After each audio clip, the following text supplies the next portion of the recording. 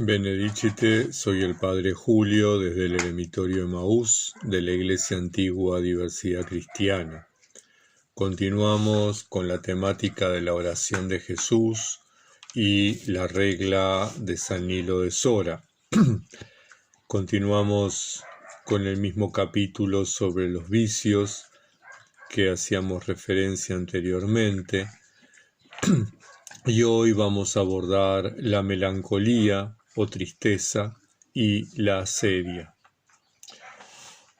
Dice San Nilo que la melancolía conduce a la desesperación y a la perdición, y que es necesario confiar en la providencia de Dios.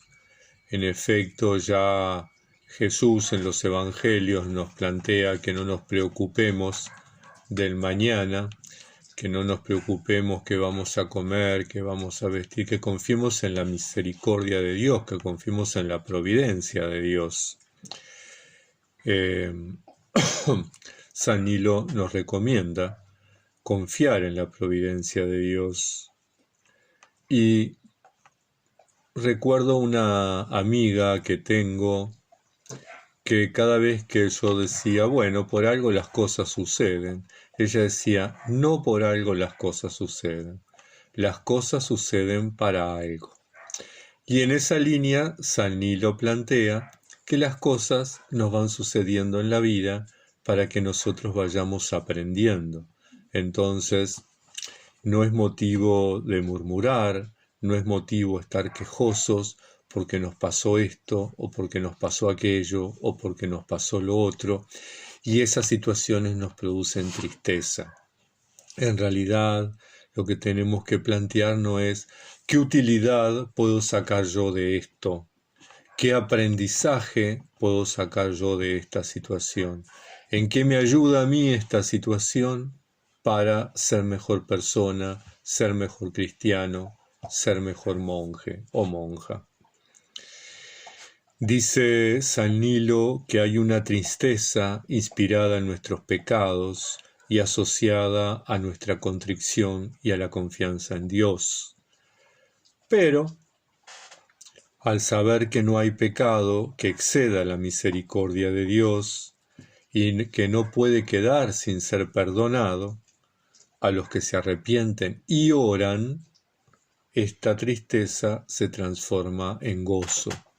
Es decir, que San Nilo separa la tristeza en dos tipos, aquella que es producida en el momento de la oración, en el momento de la contemplación, cuando reconocemos nuestra poquedad, reconocemos lo pecadores que somos, identificamos nuestro pasado y nos encontramos con los distintos infortunios, los distintos momentos en que nos fuimos alejando de Dios por nuestra libre voluntad, y que vamos viendo cómo en ese alejamiento Dios de todas maneras se va acercando, nos va tendiendo la mano, nos va cuidando, y eso produce tristeza, produce una tristeza, un dolor en el corazón, el dolor de la traición, no de haber sido traicionado, sino de traicionar.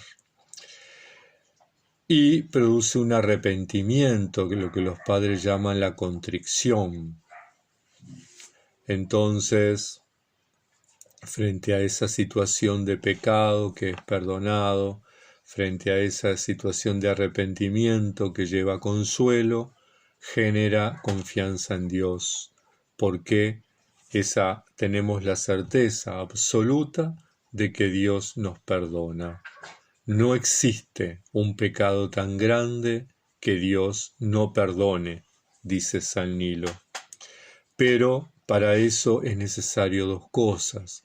Es necesario el arrepentimiento y es necesaria la oración. La oración es algo constante.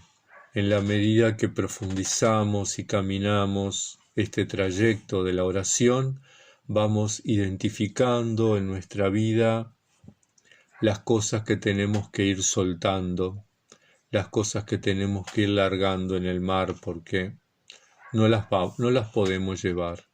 No hay lugar en el bote para la oración y para esas cosas que nos atan, que nos oprimen, que son los recuerdos, que son las murmuraciones, que son los pensamientos, que son los rencores, todas esas cosas que van generando tristeza, ¿verdad?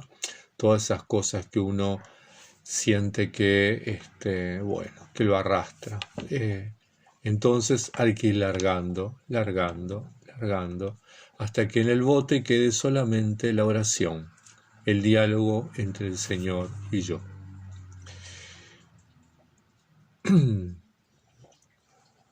Dice San Nilo que esta tristeza inspirada en nuestros pecados y asociada a nuestra contrición, que es producto del perdón y de la oración, nos prepara para todo lo bueno que nos pueda pasar está preparado por este sentimiento, pero también nos capacita para soportar aquellos obstáculos, aquellas cosas que nos van a suceder en la vida, porque a todos nos suceden cosas buenas y malas.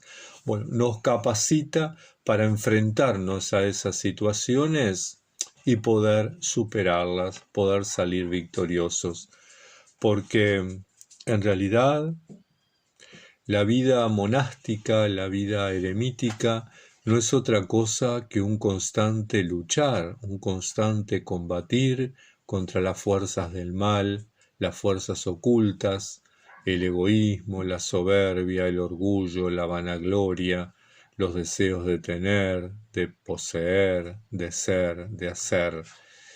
Es ese permanente ir combatiendo, permanente ir despojándonos de todo lo que el mundo ha ido cargando en nuestras vidas. Pero San Nilo señala que existe una segunda tristeza, una segunda forma, otra forma de ser tristeza, de estar triste, y plantea que debe ser enérgicamente desplazada de nuestro corazón porque abruma el alma y conduce a la desesperación. Y esta tristeza es causada o es causa del vaciamiento que sentimos a veces, ese vacío, esa aflicción, esa impaciencia, esa pereza para la lectura y la oración. Esa tristeza, dice San Nilo, es la que viene del demonio, es la tristeza que origina nuestros males, que origina el no arrepentirnos, que origina la falta de oración. Entonces, en estas dos tristezas que plantea San Nilo, estas dos melancolías, nos insiste en que promovamos, que apoyemos, que aceptemos con gozo la tristeza producto de nuestros pecados, porque es la tristeza de la reconciliación, es la tristeza de saber que hemos fallado, pero es la tristeza llena de esperanza porque sabemos que hay un Padre bueno que nos perdona, más allá de lo gravísimas que hayan sido nuestras faltas. Él siempre está dispuesto a perdonar. San Lucas, en la parábola del Padre Bueno de Lucas 15, nos dice que el Padre salía todos los días a ver si llegaba el Hijo. Estaba expectante porque tenía la certeza de que su Hijo en algún momento iba a volver. El Padre, cuando lo ve, sale corriendo a su encuentro y lo abraza. Ese es el Padre que tenemos. Por eso la tristeza que nos produce el haberlo traicionado. Pero es una tristeza que produce gozo, porque el Padre sale a nuestro encuentro, porque el Padre nos abraza, porque el Padre nos concede nuevamente volver a ser sus hijos, nos devuelve la dignidad, la filiación adoptiva. Entonces, tengamos en cuenta que esta tristeza se sostiene y es posible superarla y llegar al gozo a través del arrepentimiento y a través de la oración. San Nilo nos dice que existe otro vicio, siguiendo la lista de los vicios de Bagrio Póntico, que es la sedia. Y categóricamente dice que las principales víctimas de la sedia somos los eremitas. La sedia produce sentimientos de abandono, de aburrimiento, de sufrimiento interior, sentimientos de que mañana será peor que hoy. Es un combate espiritual fuerte, surgen dudas, surgen miedos, surgen inseguridades. El sentimiento de culpabilidad nos abruma, de no ser perdonados, la duda de la condenación.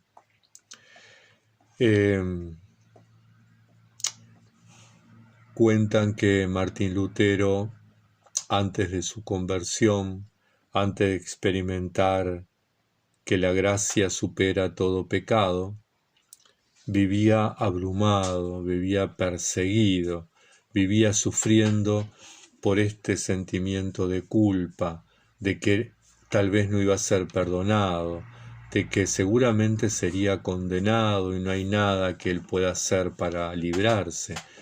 Y tenía dudas y tenía miedos y tenía inseguridades, hasta que de alguna manera experimenta que la gracia sobrepasa todo pecado.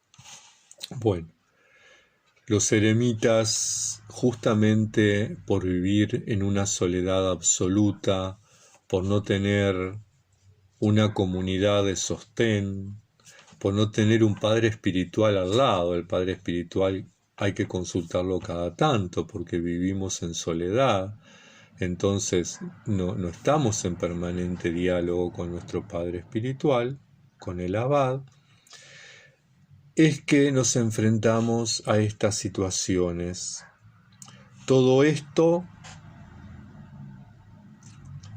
hace que nos sintamos de alguna manera abandonados, pero no es cierto. Dios no nos abandona en ningún momento, ni siquiera en los momentos cuando nosotros lo abandonamos a Él.